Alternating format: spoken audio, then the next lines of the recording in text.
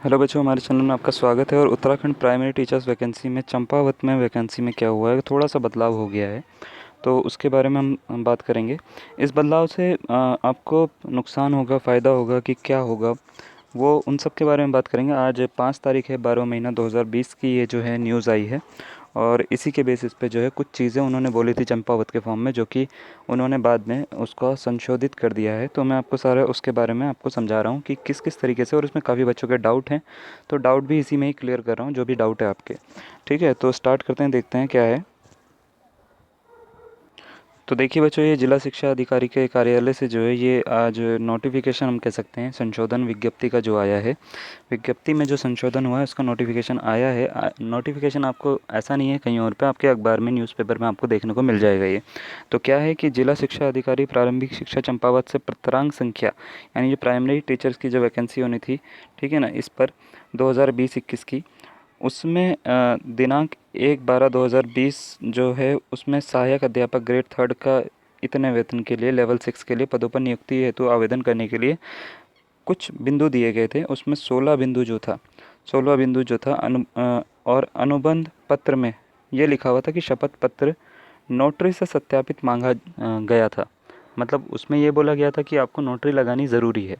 ठीक है ना, मतलब बिना नोटरी के आपका फॉर्म नहीं चलेगा। बाकी लेकिन आपने बाकी ज़िलों में आपने जबकि देखा होगा कि तो वहाँ पे नोटरी कहीं नहीं मांगी है, बिल्कुल ही आपको नोटरी के लिए आपको बोला तक नहीं गया है कि इसमें नोटरी लगानी है कि नहीं लगानी। तो उसको आप जैसा आप भेज रहे थे वैसे ही आपको भेजना था, है ना।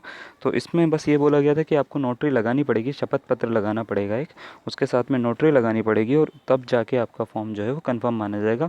और उस नोटरी में आपको शपथ पत्र में ये लिखना था कि मैं किसी भी राजकीय या राज्य के अंतर्गत किसी भी प्राथमिक शिक्षा के पद पर कार्यरत नहीं हूँ। ये आपको लिखना था, शिक्षक के पद पर। ठीक है ना। तो इसको संशोधित किया जा रहा है और उक्त शपथ पत्र में नोटरी के स्थान पर अभ्यर्थी द्वारा स्वयं प्रस्तुत किया जाए। ठीक है, शेष शर्तें यथावत रहेंगी। यानी उसने बोला है कि अब ये नोटरी की आवश्यकता नहीं है।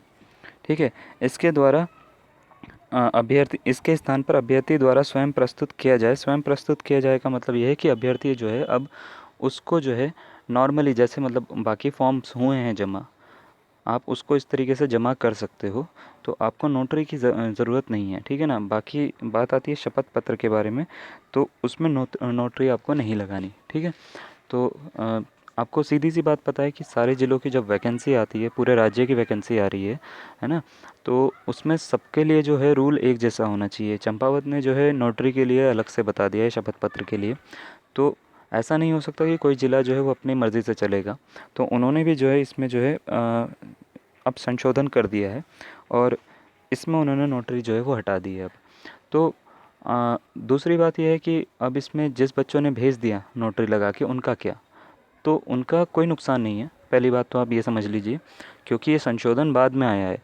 ये अब उत्तराखंड विभाग की जो है, हम ये कह सकते हैं शिक्षा विभाग की, ये हर बार की ये है कि वो कुछ ना कुछ बार बार संशोधित करके दे ही देते हैं।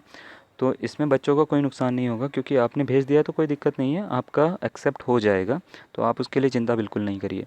और आपने अगर नहीं भेजा है तो आप अब इसको जो है ऐसे नए तरीके से आप इसको, जैसे नॉर्मली आप भेजते हो वैसे आप भेज सकते हो। तो नोटरी आपको नहीं लगानी, ये बात आप याद रखना। और बाकी सारी चीज़ें वही रहेंगी, यथावत रहेंगी, उसमें कोई अब चेंजेस नहीं होगा। इसका मतलब ये नहीं कि पूरा का पूरा फॉर्म चेंज हो गया, नहीं। आपको फॉर्म वही है, सब कुछ वही है, बस नोटरी नहीं लगानी, बाकी सब कुछ वही रखना है। ठीक है।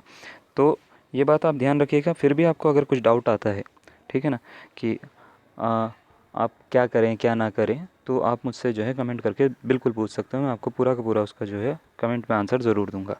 थैंक यू, धन्यवाद।